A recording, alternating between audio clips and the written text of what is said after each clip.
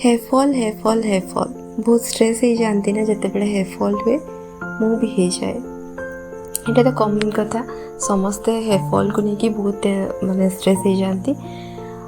एवं तो कंटिन्यू वर्षा चली तो जो टिके टिके हेयरफॉल होता है आउ टिके डबल हो जाए कहीं मानसून सीजन। नमस्कार, जय जगन्नाथ। आपन को मो चैनल ब्यूटी रेसिपी ओडिया को बहुत बहुत स्वागत।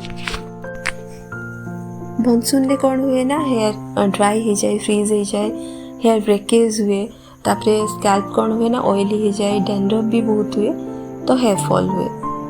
हमर जो हेयर मॉइस्चर थाए सेटा भी पड़ाए तो से बहुत बेसी हेयर फॉल हुए। रिसेंटली कौन ना कंटिन्यू वर्षा चलती आ मानसून सीजन तो मोर बहुत हेयर फॉल होता तो मुझे रेमेडीटा किसी दिन हम ट्राए करुचे मत बहुत भल रिजल्ट मिलूँ। हेयर फॉल बहुत ही कम हो जाए आउ हेयर ग्रोथ भी हो तो आप निश्चय ट्राए करूँ। बहुत सिंपल इनग्रेडिएंट प्रिपेयर हो जाए तो चलते प्रिपेयर करवाटा केमती बनव। यहीटा प्रिपेयर करने फर्स्ट इनग्रेडिएंट जोटा ये मुझे सेटा हूँ एलोवेरा। मुझे प्लांट बेस्ड नहीं आम गार्डन रही नहीं फ्रेश एलोवेरा नहीं। आपड़ जमा भी मार्केट बेस्ड ये यूज करेंगे आप ट्राए करूँ कि फ्रेश नापी जदि ना तो चलवाई आप मार्केट बेस्ड नहीं पारे कि भल क्वालिटी ने। तो मुझे गोटे लीव आनी भल भाव में काटिकी कौन कर किसी टाइम मुझे रखीदी ताकि तार जो येलो पार्टा से बाहरी तापर आउ थे आप अगेन धोई ने तापर या साइड जो कंटा अच्छी ताको काटिकी भल भाव में क्लीन करके तार जहाँ भी जेल अच्छी ताको एक्सट्रैक्ट करने आपन को जमती कन्वीनियंट आपन ताको माने एक्सट्रैक्ट करने तार जेल को।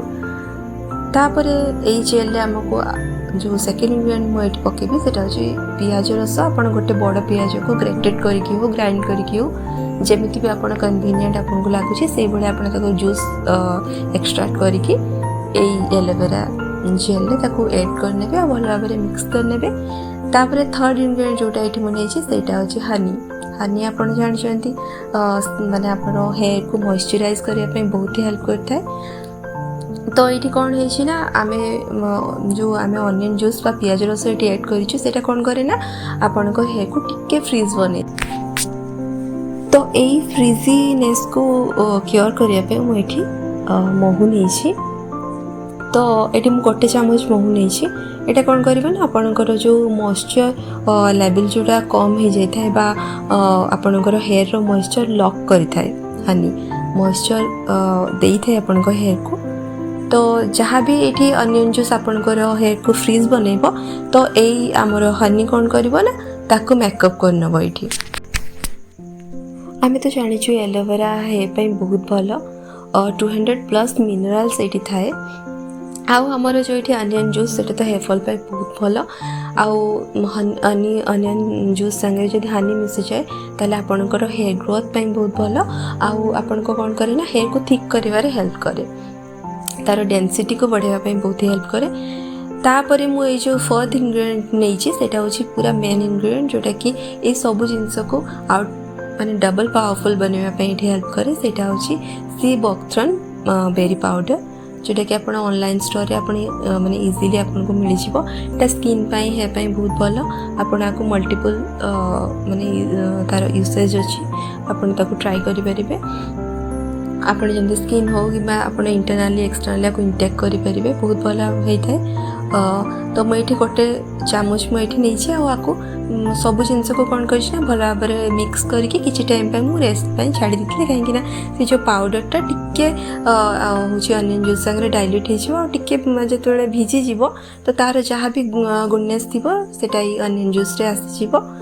तापर मु कौन करी ना आपको स्ट्रेन करने स्ट्रेन कर सारापर आप एज इट इज भी लगे पारे स्ट्रेन करने किसी आवश्यक नहीं कि स्ट्रेन करदे तार जो ग्रानुअल्स गुड़ा अच्छे से पलैब आ चुटी चिपकबनी। तो मुझे स्ट्रेन करनी तापर आपन कौन करेंगे ना ये जो पानीटा को आप रूट्स रे ही अप्लाई करेंगे लेंथ रे किसी आवश्यक ही ना आप रूट्स रे अप्लाई करके 1 to 2 आवर रखिकी तापर हेयर वॉश करने बहुत बड़ा रिजल्ट आप वीक्रे 2 to 3 टाइम्स आप ट्राए करेंगे।